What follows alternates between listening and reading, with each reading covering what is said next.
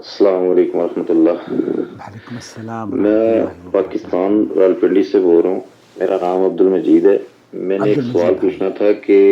میت کو دفنانے کے بعد جب گھر واپس آتے ہیں تو اپنا لوگ اکثر گھروں کے باہر کرسیاں بچھا کے بیٹھ جاتے ہیں 3 دن کے لیے، اور ہر 5 منٹ کے بعد آتے ہیں لوگ دعا کے لیے ہاتھ اٹھاتے ہیں۔ کیا یہ ایسا کرنا جائز ہے یا نہیں؟ اس کا جواب چاہیے، مہربانی، شکریہ۔ اما بعد، دوستو، بھائیوں اور بہنوں، آپ دیکھ رہے ہیں نو ٹی وی جدہ اور میں ہوں آپ کا دوست، آپ کا ہوسٹ محمد عاقل، جدہ سے، مملکت سعودی عرب۔ ہمارے چینل کا فارمیٹ یہ ہے کہ آپ ہمیں دنیا کے کسی بھی حصے میں ہوں وائس میسج کر کے سوال بھیج دیجئے۔ ہم یوٹیوب پر اور فیس بک پر، سوشل میڈیا کے جتنے بھی پلیٹ فارمز ہیں ان پہ سعودی عرب کے کبار علماء کے فتاوی جات آپ کی آسان زبان میں لے کر حاضر ہو جاتے ہیں۔ دیکھتے رہیں، سبسکرائب کر لیں۔ جو سوال آپ کا ہے، دراصل بہت ساری عادات ہمارے یہاں ایسی ہیں، حالانکہ انسان کی پیدائش سے لے کر اس کے دفن ہونے تک اسلام نے یا دینی تعلیمات، نبی کریم صلی اللہ علیہ وسلم نے تمام امور کا احاطہ کیا ہے، اور کوئی ایسی بات مخفی نہیں رکھی جسے ضروری آپ کے لیے کرنا ہو، اللہ کی تقرب حاصل کرنے کے لیے وہ بنیاد بن سکتی ہو، اور اللہ کے رسول صلی اللہ علیہ وسلم نے اسے بیان نہ کیا ہو۔ اللہ کے رسول صلی اللہ علیہ وسلم نے ہر بات کو واضح کر دیا ہے، لیکن اس کے باوجود بھی ایسا عام طور پر پیدائش سے لے کر شادی بیاہ کا معاملہ ہو، یا پھر میت کی تدفین کے بعد اور اس کے بعد کا جو سلسلہ ہے، وہ بھی ہم نے بہت ساری چیزیں اس میں اپنی طرف سے داخل کر دی ہیں۔ سعودی عرب کے مفتی اعظم سے یہی پوچھا جا رہا ہے، انہوں نے کیا جواب دیا، کیونکہ سعودی عرب میں بھی اکثر لوگ اسی طرح سے کرتے ہیں کہ بھئی 3 دن کے لیے آ کے بیٹھ جاتے ہیں، قرآن خوانیاں ہوتی ہیں، الا من رحم اللہ۔ بہت سارے ایسے لوگ ہیں، ایک جگہ میں گیا تو الحمدللہ وہاں پر آپ گئے، تعزیت کی اور آپ واپس آ گئے۔ اب تعزیت کے لیے 3 دن کی تخصیص کرنا، اور پھر تعزیت کے لیے وہاں پر مرغ مسلم، قورمے اور بریانی اور بڑے قیمتی قیمتی کھانے، بہت سارے سعودیوں میں بعض مرتبہ ہمارے ہاں جو وہ تھے کمپنی کے مالکان، وہ مر جاتے تھے تو وہ بہت اہتمام کرتے تھے، بھائی وہ اللہ اکبر۔ تو شیخ بن باز کیا کہہ رہے ہیں، سنتے ہیں ان کی آواز کو۔ یہ جو طریقہ کار ہے، جس طریقے سائل نے ذکر کیا ہے، پاکستان میں، انڈیا میں لوگ مرنے کے بعد گھر پہ جمع ہوتے ہیں، پھر آلو گوشت بنتا ہے۔ ہمارے ارشاد بھائی، ہم لوگ ایک جگہ گئے تو ٹریول کر کے گئے تھے آگرہ، اور وہاں جا کر ہم نے، اب چونکہ ہم لوگ تو سفر کر کے گئے تھے تو وہ تو ہمارا حق تھا کہ ہم وہاں جا کر کھانا کھائیں، لیکن میت کے یہاں انہوں نے کھانے کا اہتمام نہیں کیا تھا جن کے ہاں ہم گئے تھے، بلکہ کسی رشتہ دار نے بنا کر، جو لوگ وہاں پر تعزیت کے لیے اعز اور اقارب گئے تھے، ہمارے دوست کے والدہ کا انتقال ہوا، اللہ ان کو صبر دے، ان کی مغفرت فرمائے، تو جیسے اللہ کے رسول صلی اللہ علیہ وسلم نے بھی فرمایا تھا، صحابی کا انتقال ہو گیا تو اللہ کے رسول صلی اللہ علیہ وسلم نے فرمایا کہ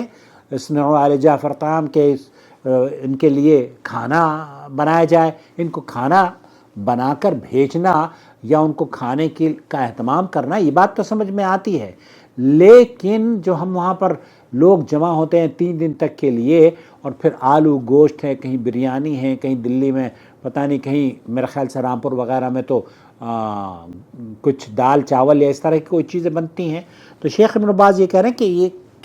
اس عمل کی کوئی اصل نہیں ہے۔ یہ وہ بدعتیں ہیں جو کہ لوگوں نے ایجاد کر دی ہیں۔ یہ اللہ کے رسول صلی اللہ علیہ وسلم کی عادت مبارکہ نہیں تھی، ولا من عادت اصحاب النبی صلی اللہ علیہ وسلم، اور نہ ہی نبی کریم صلی اللہ علیہ وسلم کے صحابہ کی عادت تھی۔ دفن کرنے کے بعد متوفی کے گھر جانا، اس کے یہاں جا کر پڑاؤ پر ڈالنا، اور اس کے یہاں پھر قورمہ بریانی پکوانا اور کھانا، اور پھر اس کے بعد وہاں پر دفن ہونے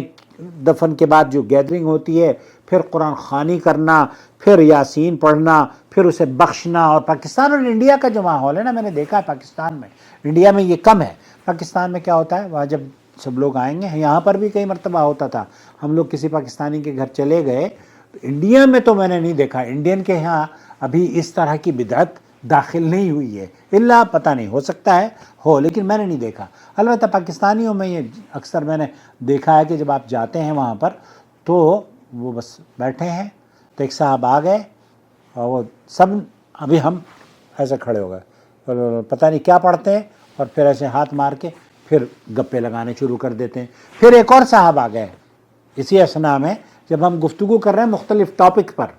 چاہے وہ کسی کا ٹاپک ہو، برا ہی کیوں نہ ہو، تو باہر سے ایک اور آدمی آیا تعزیت کے لیے اور وہ پھر بیٹھ گیا، پھر سب کے ہاتھ اٹھیں گے،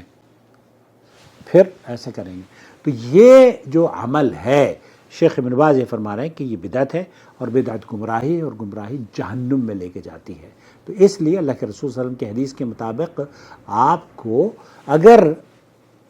تعزیت کرنی ہے، تعزیت کا کوئی وقت مقرر نہیں ہے، وفات کے بعد آپ نے تعزیت کر لی، آپ قبرستان میں ملے،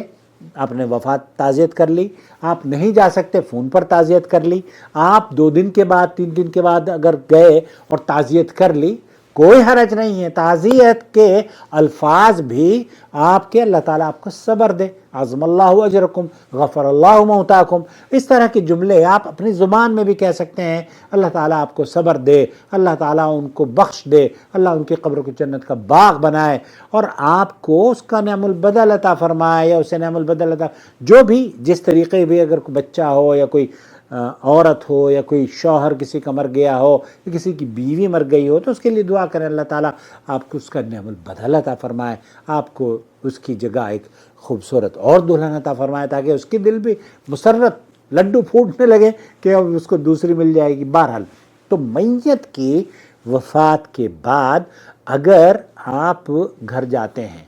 تو گھر جا کر 3 دن کے لیے جو سوگ اور ماتم کیا جاتا ہے، شیخ ابن باز رحمۃ اللہ علیہ فرماتے ہیں اس کی کوئی حیثیت نہیں ہے، بلکہ آپ تعزیت کے لیے قبرستان میں بھی تعزیت کر سکتے ہیں، فون پر بھی تعزیت کر سکتے ہیں، اور گھر میں بھی جا کر تعزیت کر سکتے ہیں. اور یہ کہنا کہ یہ عمل، کیونکہ اللہ کے رسول صلی اللہ علیہ وسلم کی حدیث ہے، اللہ کے رسول صلی اللہ علیہ وسلم ہر خطبے میں یہ فرمایا کرتے تھے فَإِنَّ كُلُّ مُحْدَثَةٍ بِدْعَةٍ إِيَّاكُمْ وَمُحْدَثَاتِ الْأُمُورِ فَإِنَّ كُلُّ مُحْدَثَةٍ بِدْعَةٍ وَكُلُّ بِدْعَةٍ ضَلَالَةٍ وَكُلُّ ضَلَالَةٍ فِي النَّارِ. اللہ کے رسول صلی اللہ علیہ وسلم یہ ہر خطبے میں پڑھا کرتے تھے کہ وَإِيَّاكُمْ وَمُحْدَثَاتِ الْأُمُورِ فَإِنَّ كُلُّ مُحْدَثَةٍ بِدْعَةٍ، کہ ساری یہ جو نئی چیزیں ہیں، نئی چیزوں گمراہی سے بچو، اور یہ جو دین میں نئے کام داخل کیے جا رہے ہیں ان سے بچو، اور یہ بدعت ہے، اور یہ بدعتیں فإن خیر الحدیث کلام اللہ فخیر الحدیث کتاب اللہ وخیر الہدی ہدی محمد صلی اللہ علیہ وسلم وشر الامور محدثاتها. اللہ کی بات سب سے سچی اور ستھری بات ہے، سب سے سچی بات ہے، اور نبی کریم صلی اللہ علیہ وسلم کی سنت، نبی کریم صلی اللہ علیہ وسلم کا راستہ سب سے پیارا راستہ ہے. اور شر الامور محدثاتها، یہ دین کے اندر جو نئی چیزیں ایجاد کی ہیں یہ نئی ایجاد ہے، صحابہ نہیں کرتے تھے ایسے، قرآن خوانیاں تیجے اور پتہ نہیں کیا کیا، تو یہ پڑھ پڑھ کے پھر یہ شیخ ابن باز کہہ رہے ہیں یہ بدعت ہے، اور اس سے مسلم نے روایت کیا ہے اس حدیث کو. اس لیے بدعتوں سے بچنے کی کوشش کیجئے. اللہ کے رسول صلی اللہ علیہ وسلم پر قرآن کریم نازل ہوا، اور قرآن کریم میں اللہ تعالیٰ فرماتا ہے فَإِن تَنَازَعْتُمْ فِي شَيْءٍ فَرُدُّوهُ إِلَى اللَّهِ وَالرَّسُولِ إِن كُنتُمْ تُؤْمِنُونَ بِاللَّهِ وَالْيَوْمِ الْآخِرِ. تو آپ اگر کسی چیز میں اختلاف پاتے ہو تو اسے کہاں لوٹاؤ؟ قرآن و سنت کی طرف لوٹاؤ. اب ہم قرآن و سنت میں یہ اختلاف، آپ کا اور میرا اختلاف ہے، ہم یہ کہتے ہیں کہ یہ بدعت ہے. آپ اگر یہ کہتے ہیں کہ یہ سنت ہے تو دلیل دے دیں، اور اگر یہ بدعت ہے تو پھر اس کو چھوڑ دیں. لیکن آپ یہ کہتے ہیں کوئی حرج نہیں ہے، تو کوئی حرج کیوں نہیں ہے؟ قرآن کریم کس پر نازل ہوا؟ مرنے والے قیامت کی، یہ آدم کی اولاد سے لے کر قیامت تک لوگ مرتے رہیں گے، پیدا ہوتے رہیں گے. تو یہ تدفین کا، یہ پیدائش کے بعد عقیقے کا، اور وفات کے بعد نماز جنازہ کا، یہ ساری چیزیں اللہ کے رسول صلی اللہ علیہ وسلم سے ثابت ہیں. تو جو چیز ثابت ہیں وہ کر لیں. یہ بہرحال گمراہی ہے. آپ تعزیت کے لیے کوئی بھی دن، کسی بھی دن آپ تعزیت کر سکتے ہیں، اور یہ رواج جو انڈیا پاکستان میں ہے یہ شر اور بدعت پر مبنی ہے.